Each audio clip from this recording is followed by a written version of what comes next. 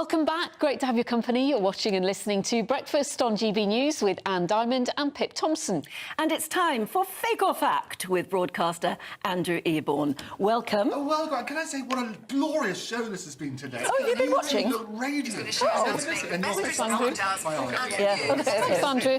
Don't mess it up now. I won't mess it up. I'll try not to. But I got the Slade look as well. Yes, Did you like that? Bit of noddy going on there. No, lovely. Which is all good. But I thought, being Christmas, we got Santa and things like that, and the modern image of Santa, which we use. I mean, Santa's been around forever, and it's glorious, and I like it in various forms. But a fake or fact, just to start you off, did Coca Cola, because this everybody says, did Coca Cola basically create the modern image of Santa? Well, that's what we're always told, so I'd say yes.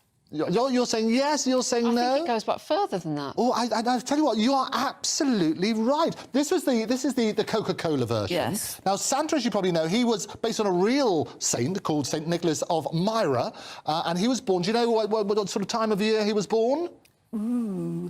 March. Oh, very... June. No, just what I think. It was March the 15th, 270 AD, which makes him the glorious age of 1,753 years. And he looks very well on Doesn't he look good on it? So how come I got it wrong that it's not Coca-Cola? Because that's what you're always told. You are always told, and that is the interesting thing, because actually what happened is that picture of him, he's sort of started off as an elf. He's throughout many artists have depicted him. Oh, and there's an early thing, I think we can show some of these. There's another one, the classic one, which is by Haddon Sundblom, who was the person who was commissioned. That's the one you're always thinking about, because we always think it's Coca-Cola, and he was depicted every year. And the Coca-Cola company, they were very clever, because what happens, they sell a lot of Coke during the summer months, but at winter they didn't do so many. So he basically was commissioned to try and encourage people to drink a little bit more. And so it's always about Santa. And what I loved about him is that he would basically base it on himself. He would get a picture in the mirror sometimes. So sometimes when he did the belt, it was back to front. People would follow it every single year to have a look at that sort of stuff. But he wasn't the first person. In fact, if you take it all the way back, we've got one of Thomas Nash, which is the original sort of depiction over here like this. We can pull that one up. So Thomas Nash, this is from, have you got this from do we have Thomas? Maybe we don't, 1862. But anyway, Thomas Nash, if they find it in the gallery, I make them work so hard, especially at Christmas. There it is. So this is, what you can see here, this is basically the depiction of him as a little elf, you can see there. And it was all the way back in 1862, and he looks like a sort of elfy, spooky type thing. He basically then evolved it into the next slide, please. He evolved it into this sort of character, which is the one we know today. Yeah. But basically what he was doing, it was based on the wonderful poem by Clement Clarke Moore, whose famous poem in 1822. Do you know what it was? Night Before Christmas. It was The Night Before Christmas. And that was the first description. The creature was stirring, not even a mouse. Can you keep going? No. That's about it. This is the interesting bit. As I drew in my head and was turning around, down the chimney St. Nicholas came with a bound. He was dressed all in fur from head to his foot, and his clothes were all tarnished with ashes and soot. A bundle of toys he had flung on his back, and he looked like a peddler just opening his pack. His eyes, how they twinkled, his dimples, how merry. And it goes on and so on and so forth. For a long time. For a long time, it goes on forever, until New Year's Eve. But the idea, that's the first description, all the way back on that sort of thing. So Coca-Cola didn't invent, but they basically made it very popular. They cashed in on it. It was a really interesting thing. Because, I mean, I know there have always been different depictions. If you go particularly towards Eastern Europe, throughout Europe, but towards the East, he gets much more of a saint, and he's much more of a sombre figure. Yes. And I remember when C.S. Lewis wrote The Lion, the Witch and the Wardrobe, and Father Christmas turns up. He's a very tall, elegant figure. He's quite jolly, but he's in a long brownish robe. Yes. And he gives them very serious presents, actually. So he's a serious figure. Was it Coca-Cola that made him more portly? Because he appears to have got more and more what they did is rotund. every month, they would sort of try and invent a little bit more, and closer to Christmas they would get, he would do this relevant sort of pictures, and they did. They made him more portly, they made him more friendly, because when you first look at those early pictures that we showed you, he looks quite sort of stern, doesn't he? And Father Christmas is always a jolly figure,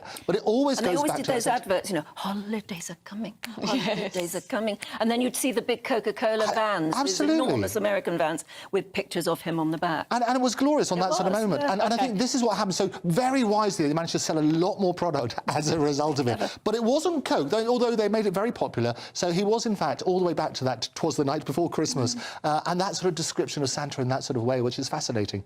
I think we've said Coca Cola enough times this morning. Other fizzy drinks are available, but there's only one Santa Claus. Well, that's right. What about Die Hard? Oh, tell me about this. Now, this is a really interesting one. Every single time, people say that Die Hard's not a Christmas movie. What are your views? It is. I just watch it every Christmas. Isn't it glorious? And what I love about it... So here's the thing then for you.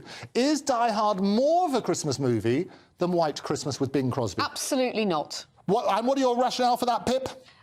Because White Christmas has Christmas theme.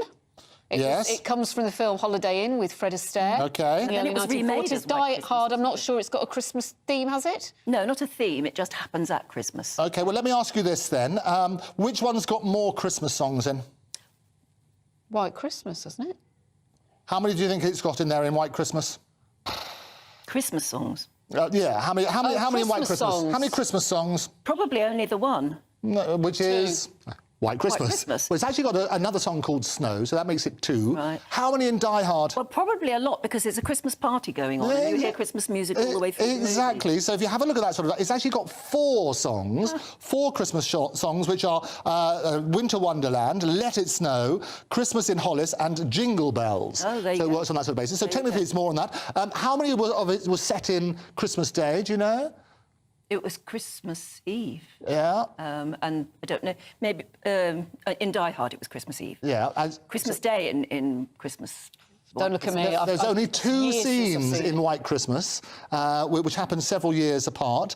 So basically, it worked on that sort of principle. So actually, from that point of view, there's more Christmas in Die Hard than there is in White Christmas. Can we go from White Christmas movies and things to the real thing? Oh, yes, please. Lapland, because earlier this week there was a special trip to Lapland taking place for Northern Ireland children.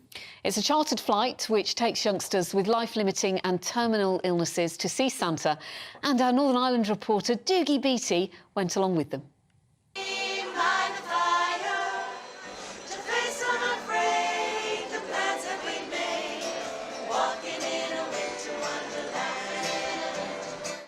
Check-in at Belfast International Airport.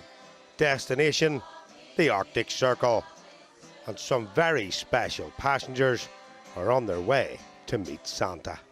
Oh, it's amazing. It's an amazing opportunity for all the kids to be together, and hopefully they'll make lots of wee friends as well, you know, for a long time going forward. Was there much sleep last night? Absolutely none. None for the parents anyway. Afraid of sleeping in. Is this your first time going to see Santa? It is, yes. We were supposed to go last year, but the whole family took COVID a couple of days before we were due to go. So unfortunately we didn't get to go. We're extremely lucky that we've been asked to go this year as well. We had a sick girl on Sunday, so we weren't sure we were going to make it at all, actually. So, yeah, very excited last night. Are you looking forward to going to see Santa today? Yes! Where are you going? North Pole. The whole trip has to be completed in one day, and the plane has medical professionals on board, but also some skilled pilots that can land in sub-zero conditions. How hard is it to fly a plane in those conditions and land it there? It has its challenges, but we're well planned for it. It's a real privilege to be here and take the children up to Lapland, and I hope they have a fantastic time. After spending time in the snow, the children catch up with Santa. And the big man hopes that those in the UK are safely tucked up and asleep on Christmas Eve. Oh, I hope that they are sleeping, but many of them they have told me that they will not go and sleep on the Christmas Eve because they try to figure out how I come through the chimney.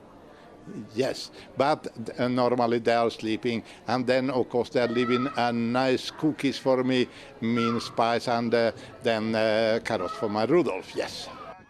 This trip is about memories and giving parents a well-earned rest. It is difficult, but he's such a trooper. Anytime he's in hospital, it doesn't bother him at all, and he just gets on with everything. So he makes it easier on us as a family. Well, it's very difficult every day, and even looking around us today, I'm sure there's a lot of people in similar positions, and that's what makes days like this that extra wee bit special, because making memories is the one of the most important things in our lives, and we're hoping that today will be one of the best memories that we'll ever make with that. Doogie Beattie, GB News, Lapland. Have a happy Christmas. Have a wonderful Christmas. Stay safe. And we'll see you sort of just afterwards. But right now, it's over to Ellie and Peter. Happy Christmas.